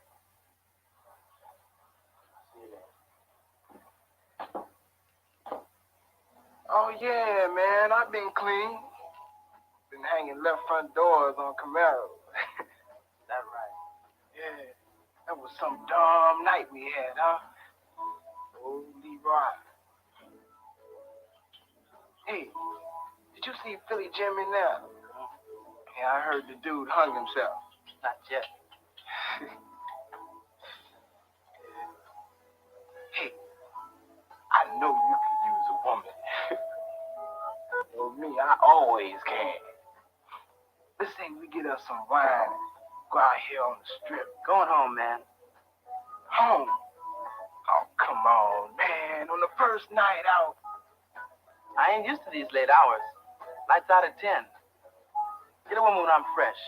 Don't ruin my reputation, you know. Swan. Gerald's pusher. Hey, man, I ain't got no idea. That's the truth.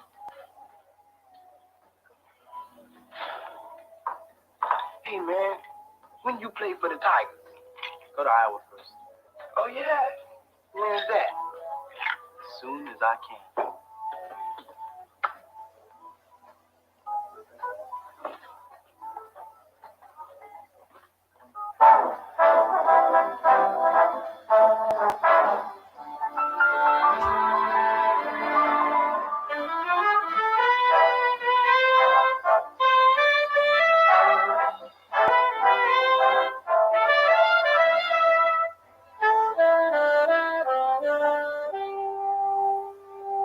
Eddie Glenn. Hi, Ron LaFleur.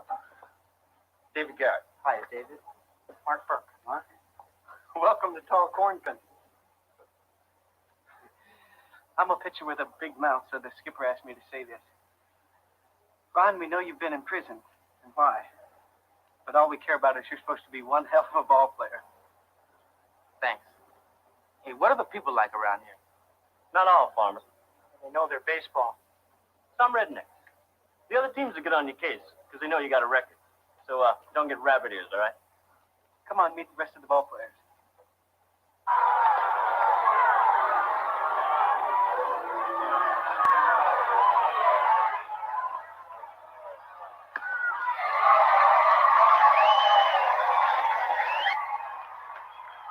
Batter for the Pilots. Center fielder, Ron LaFleur. Hey, here comes the ex-con. Yeah, Ron the Con. Hey, Gilbert, back to your cell. LaFleur, where's your strike two? Stick it in his ear, Tommy. Stick it in his ear. Can't steal first base, you crook. It's a ball game, not a con game.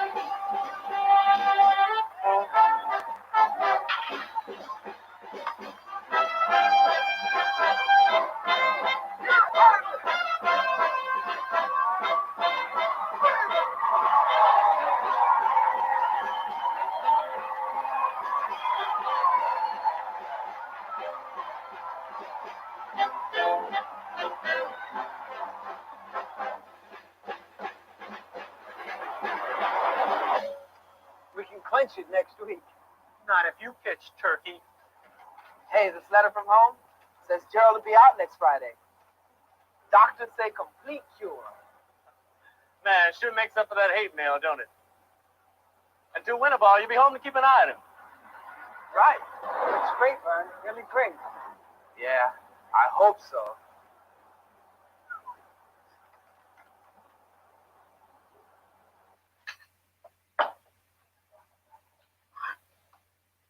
The Tigers gonna rue the day that Billy Martin went to New York. That's right, Pops. How's that new manager? Ralph House? He used to catch for the Yankees. What does this do to your chances now? It's up to me. Depends on how I do in Florida next winter. Florida. Man, that's the life. Well, why don't you come see me? Get a tan. Be nice for you boys to be together. Yeah. Just like old times.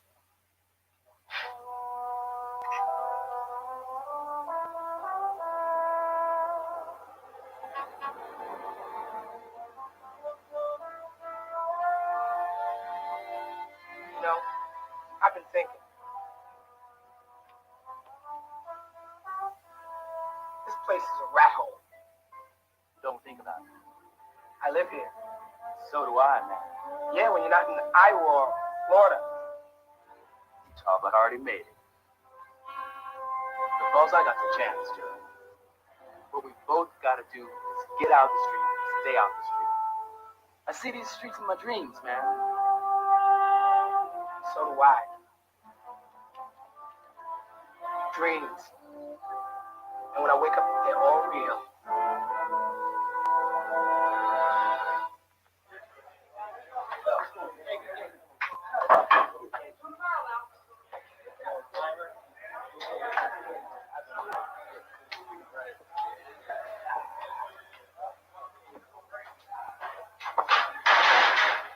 Surprise, surprise. What are you doing here, man? Well, I like hanging around the lockers. No, I sneaked in after your last at bat. Good game, man. Thanks, Joe. But you moved too fast. It's all set to see you in Florida, and they shipped you up here to AAA before I knew it. Well, I knew it too, man. You sure they're not rushing you? Hey, they pay the bills, I play the ball. Besides, I got a lot of catching up to do here. Lost time, you know? So am I hiding in lockers, fool. Why don't you fill me in on what's shaking back home? Well, the whole East Side's going baseball crazy. Look for your name every day. I mean you and the folks. Oh, they're fine.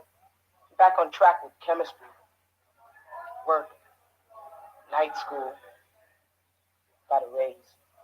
I'm real proud of you, man. Got close to quitting once. Said, am I going to work here all my life? And I thought about you. All those hip towns. Hey, the floor, telephone. No doubt one of your chicks. Ooh, I'll be right back. Yeah, bring me one.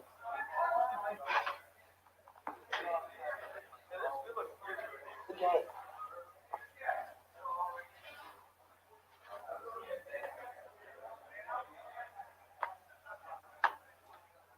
Two on the floors. Goodness. Too much.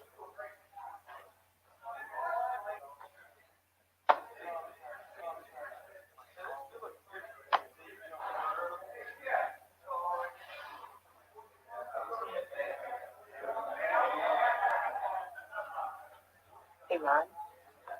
Trump. Well, the season just started. So, what is it? Mickey Stanley broke his hand. Yeah? I gotta fly to Milwaukee tomorrow. Milwaukee? Where the Tigers are playing. I'm starting at center field. All right, Ron.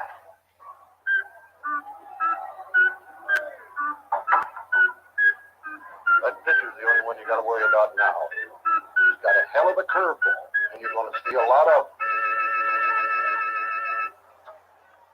Leading off, playing center field, number 8, Ron LaFleur.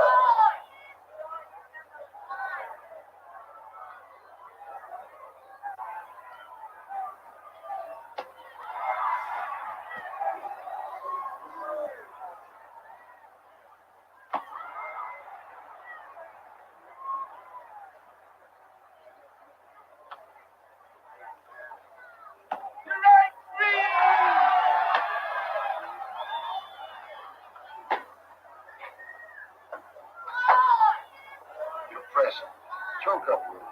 Get a pitch you can handle and punch it to right field.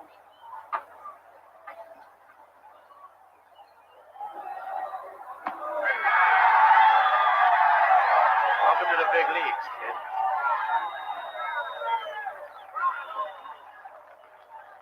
Give him time. Give him time. It's already done time.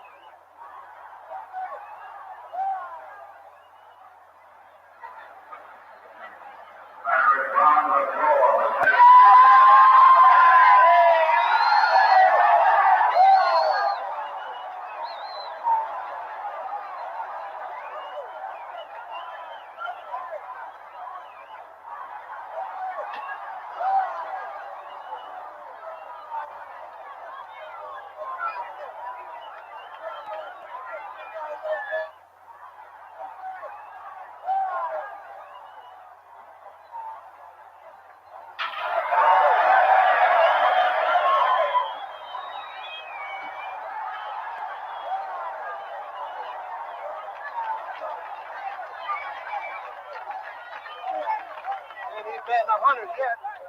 Yeah, we got a hit. .076. Don't worry about it, okay?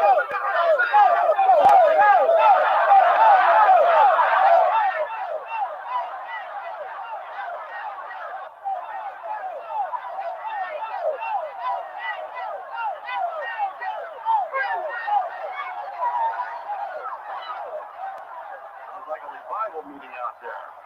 Pretty loose down from the stadium.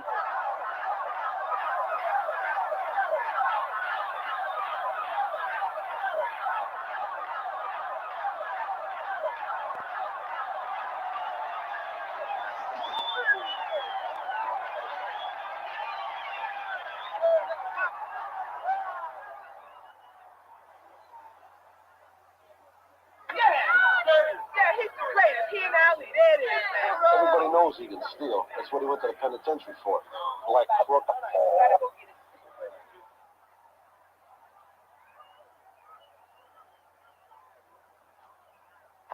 Hit right. Free.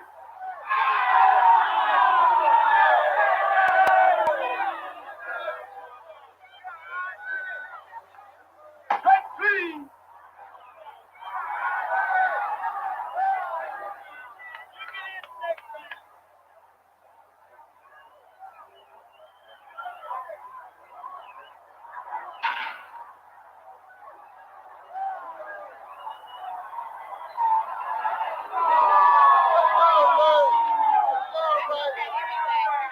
Go back to the pen, LaFleur.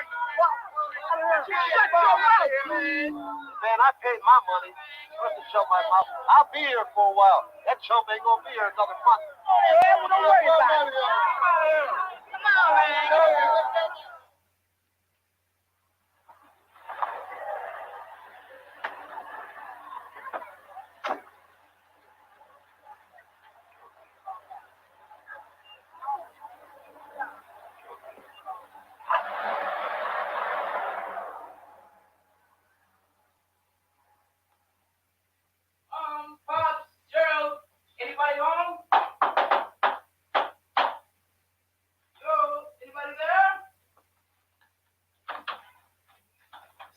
morning, Pops. Home from the road.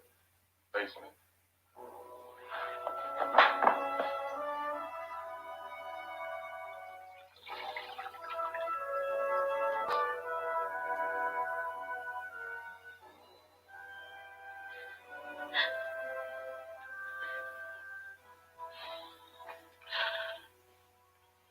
How long has this been going on, Mom?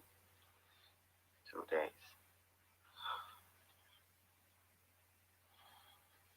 The screaming's over for now. Hey, man. It's me. I'm home. And still batting lousy. Well, I'm still swinging, man. You need to sell tickets. Come see the ex-con play. Says that over and over. The street's talking to me, man. I can hear it talking. Mama, excuse us.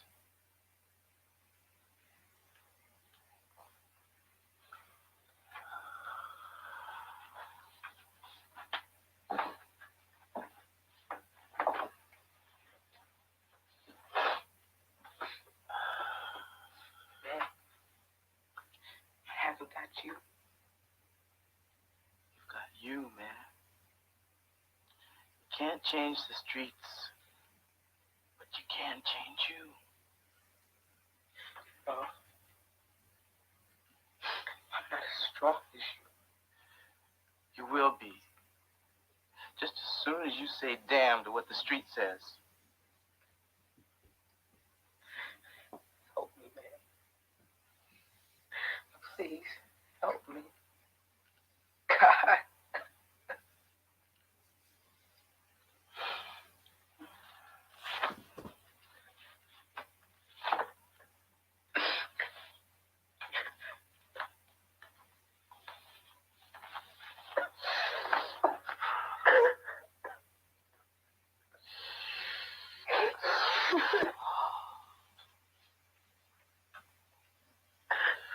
Gotta stay clean, Gerald, okay?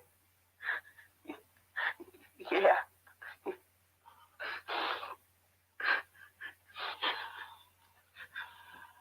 And Mama's gonna bring the paper every day.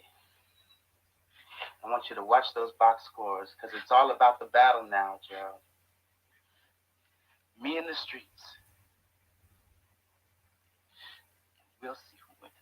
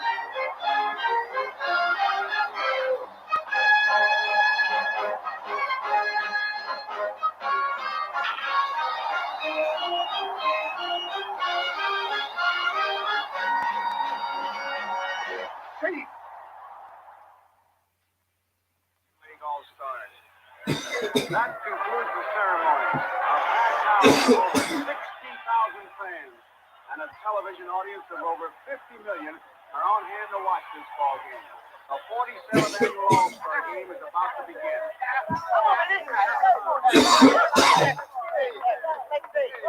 Let's not get too cocky. That's Randy Jones on the mound. The guy throws nothing but stuff. Don't worry. Come on, man. Come on. I'm getting bit.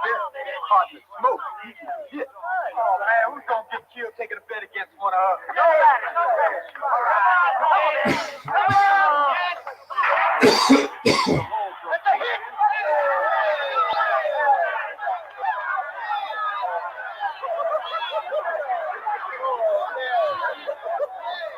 Centennial All-Star game, the man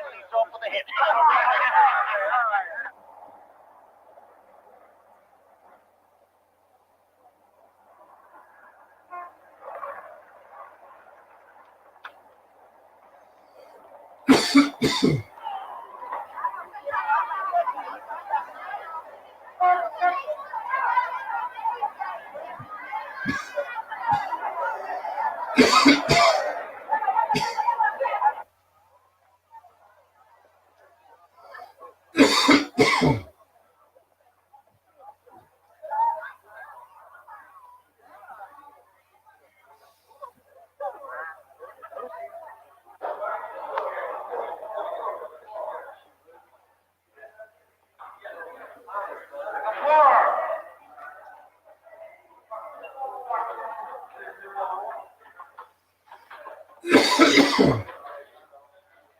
Detroit right away. Say who it was? That boy gave it to me.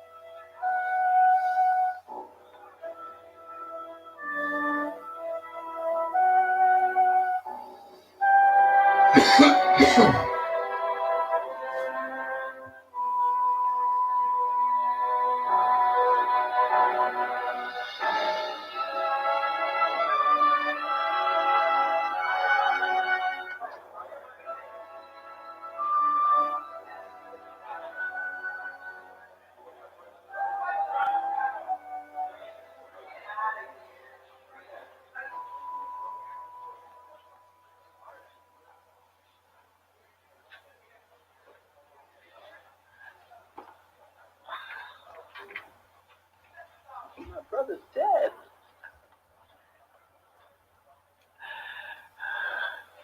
Ain't had any of the papers yet.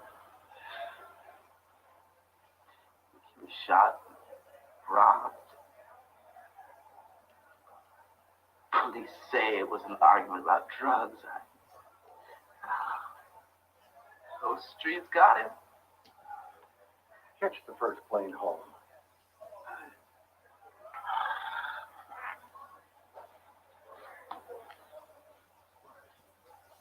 After the game.